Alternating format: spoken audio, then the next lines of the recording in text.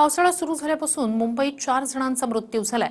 अंगावर झाड कोसळून तिघांचा तर मॅनहोलमध्ये पडून एका व्यक्तीचा मृत्यू झालाय।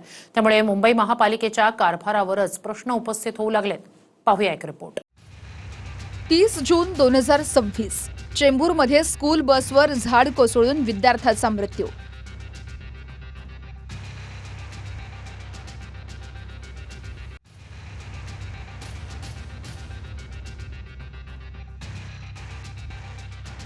दोन जुलै 2026 साकीनाक्यामध्ये मॅनहोलमध्ये पडून वृद्धाचा मृत्यू।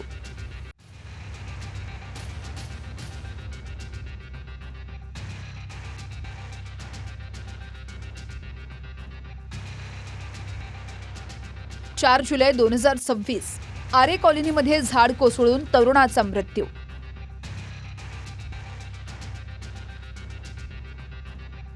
5 जुलै 2026 कुर्ल्यामध्ये झाड कोसळून वृद्धाचा मृत्यू।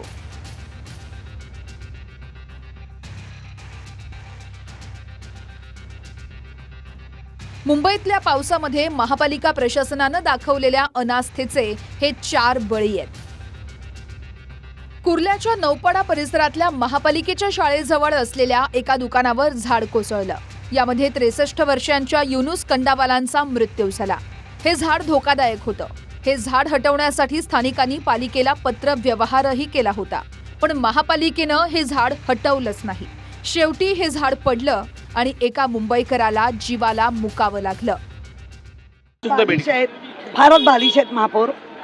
शाळा जवळ आहे, आज रविवार आहे।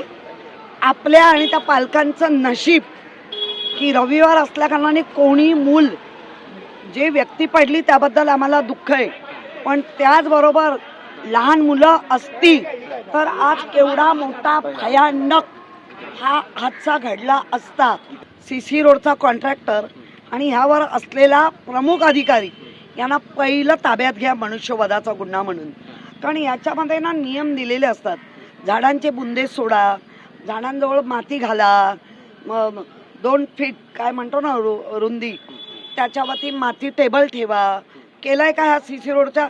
मग अधिकाऱ्यांनी काय आपलं पाहणी केली? याचा अर्थ अधिकारी, कॉन्ट्रॅक्टर आणि बाकी हे सगळे मिळालेले आहेत। आरोग्य समितीचे अध्यक्ष हरीश जी आहे त्यांनी पत्र पण दिलं होतं की हे झाड जरा डेंजर झोन मध्ये दिसतंय, तरी पण पालिका प्रशासनाने त्या ठिकाणी लक्ष घातलेले नाही। हा सगळा चौकशीचा भाग आहे, हा आम्ही घेऊच त्या ठिकाणी। परंतु आम्ही या ठिकाणी पुन्हा पुन्हा सांगते, मुंबई महानगरपालिकेमध्ये महायुतीत बसलेले महापौर म्हणून मी असेल, उपमहापौर म्हणून गाडी असेल, सगळे सर्व नगरसेवक असेल, इथे कुठेही ज्या पद्धतीचं चित्र या मुंबईकरांना या विरोधकांच्या माध्यमातून उभं केलं जात आहे की सत्ताधारी किंवा महापौर असेल हे यांना पाठीशी घालण्याचं, कॉन्ट्रॅक्टदारांना पाठीशी घालण्याचं अशा पद्धतीने वक्तव्य करून जर मुंबईकरांचं दिशाभूल करत असेल तर याचा मी पूर्ण या ठिकाणी विरोध करते। कुर्ल्यामध्ये झाड कोसळून वृद्धाचा मृत्यू झाल्यानंतर मनसेनं आंदोलन केलं। हे प्रकरण दाबण्याचा महापालिकेचा प्रयत्न होता असा आरोप मनसेनं केलाय। कुणाच्या जीवाची काळजी घ्यायची नाही यांना, हे मॅटर पूर्णपणे दाबायचा प्रयत्न चालू होता।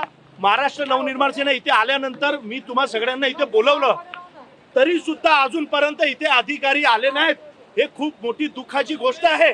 प्रशासन एक आलं नाही, कुठले लोकप्रतिनिधी आले नाही। याचा अर्थ काय आहे? म्हणजे माझ्या चांदिवलीच्या जनतेची जीवाची किंमत काय नाही? साहेब, लोकांच्या घरात गुडघ्या इथपर्यंत पाणी आहे। साहेब, मेन हॉल मध्ये माणूस मेला। साहेब, करायचं काय आम्ही? आता आम्ही खाली बघायचं की वर बघायचं? झाड पडेल की आम्ही मेन हॉल मध्ये पडू? आम्ही काय करायचं? घरातून बाहेरच नाही साहेब। आता अंत झालेला आहे। नाहीतर एक मुंबई महानगरपालिका महापौर यांनी एक जीआर काढावा की 4 महिने कुणी घरात बाहेर पडू नका, असं एक जीआर काढा। 30 जूनला चेंबूरमध्येही एका शाळेजवळ झाड कोसळून विहान श्रीवास्तव नावाच्या विद्यार्थ्याचा मृत्यू झाला।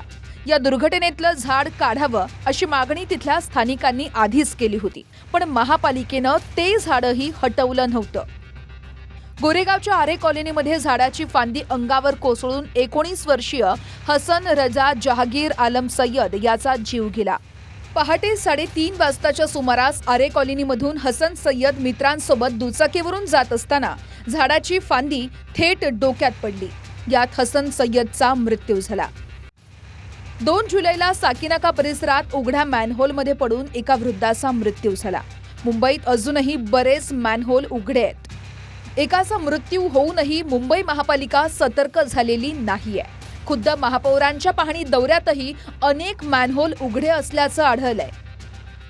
मान्सून सुरू झाल्यापासून मुंबईमध्ये 4 जणांचा मृत्यू झालाय. हे 4ही मृत्यू मुंबई महापालिकेच्या बेजबाबदारपणाचे बळी आहेत. Bureau report TV9 Marathi.